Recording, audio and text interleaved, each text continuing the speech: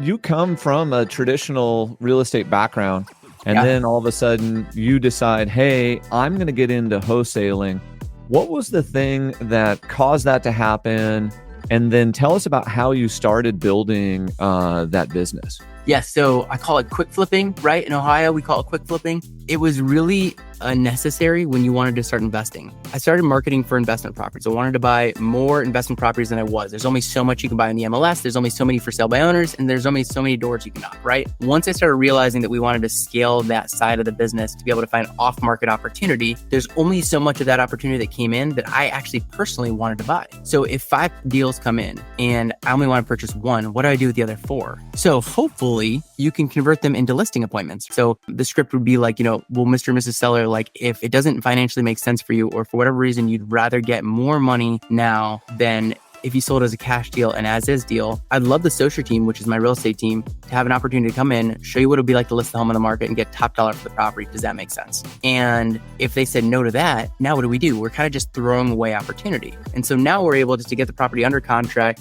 and to double close it on the back end with another buyer and create a fee for doing that. That's why we call it a quick flip, because it's not necessarily a traditional wholesale where you're just assigning the contract. We're actually doing a double close. And so by doing that, we're able to create a ton more income, which is really important if you're going to go spend a lot of money on marketing and you have the staff. I love it. So you're not wholesaling in the traditional manner, you're doing a double close. And this came out of you starting to I'm hunting for deals. And then all of a sudden there's, you're seeing there's extra stuff being left on the table. And so it sounds like there's multiple things that you go through when you're talking to a property. Is there 3 things or 5 things that you think about when you're going through a property, or the options or a list? I think about the deal hierarchy, right? I think one of the coolest things ever that was created was the concept of the deal hierarchy. And what is your deal hierarchy? Now, you, Anton, might have a different deal hierarchy than me, Kobe, right? My deal hierarchy is,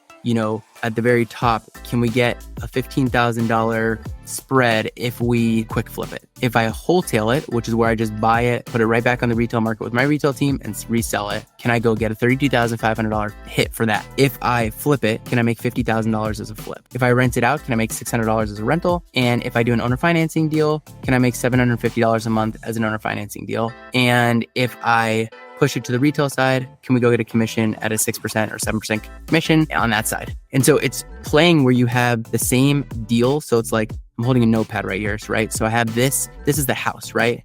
How do I take this house and have 6 different options of where to put it?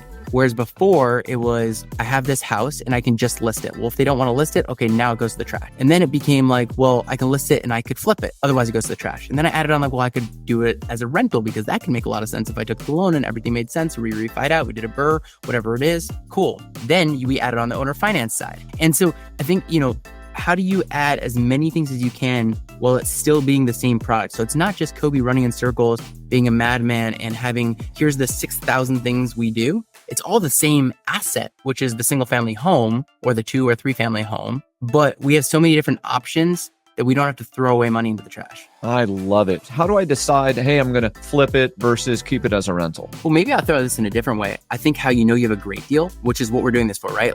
We're looking for great deals. You have a great deal if it fits multiple categories. Hey, amen. Flip this if I rent it, and if I owner finance it, if I wholesale it, if I quick flip it, if we turn it into a listing, hey, this actually fits 4 out of the 6 disposition opportunities here. Based off of that, oh, this thing's a grand slam. Or this is, 2 of the items, right? And that's still a double. I'll take a double all day long, right? And so winning is winning. That's how I look at it. So it's now if it only fits one category, that's where I want to dive really deep and make sure that it makes a ton of sense. Or if the one category is a listing, I'm totally good with it. But if the one category is this only works as a rental, if these 3 things line up perfectly, I want to make sure that I'm not playing scratch offs. And I only have you scratch off 1 or 2 and now it's okay, they both say $10 and you're well, I have 5 other opportunities. So it'll work out. I don't want to be playing scratch offs with $100,000 and $200,000 properties. I want to make sure that we're actually, making sense of it and going no, this is a rental and it's going to be rental and this is going to work perfectly because of X, Y, and Z.